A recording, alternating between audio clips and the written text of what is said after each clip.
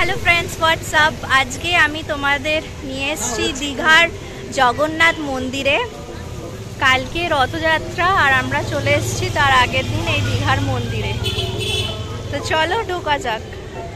मंदिरे 6 नम्बर दिकेर काछे car parking आछे, सेखाने कार पार्किंग करे आपनि ढुके पड़ते पारेन एई मंदिरे। आज सेरकम भीड़ नेই मंदिरे, बेश फाঁকাই আছে। আজকে দারুণ ওয়েদার, বৃষ্টি পড়ছে, খুব সুন্দর ফুরফুরে হাওয়া দিচ্ছে আর খুব সুন্দর লাগছে মন্দিরটা। আমরা মন্দিরের ভেতরে এখন ঢুকে পড়েছি। ওইদিকে রথগুলো সাজাবে কাল।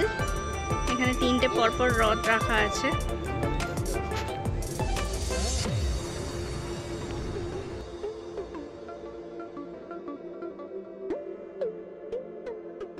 পুরীর মন্দিরের মতো এই মন্দিরেও 4টি দ্বার আছে। সেই 4টি দ্বার পার করে আমরা পৌঁছে যাব মেন মন্দিরের ভেতরে।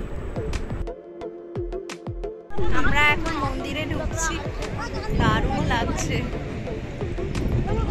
চারিদিকটা খুব সুন্দর সাজিয়েছে, খুব সুন্দর। এই মন্দির পুরীর জগন্নাথ মন্দিরের আদলেই তৈরি করা হয়েছে।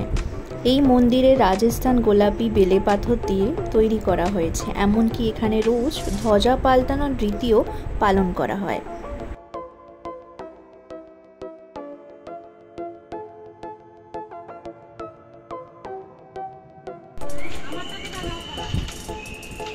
তাকাও ওই আমার পেছনে মন্দিরটা দেখো কি সুন্দর লাগছে, দারুণ। মানে রাতের আলোতে আরো সুন্দর হয়ে উঠেছে এই মন্দির। সকাল 6টা থেকে দুপুর 1টা পর্যন্ত, তারপর বেলা 3টে থেকে রাত 8টা অবধি মন্দির খোলা থাকে প্রতিদিন।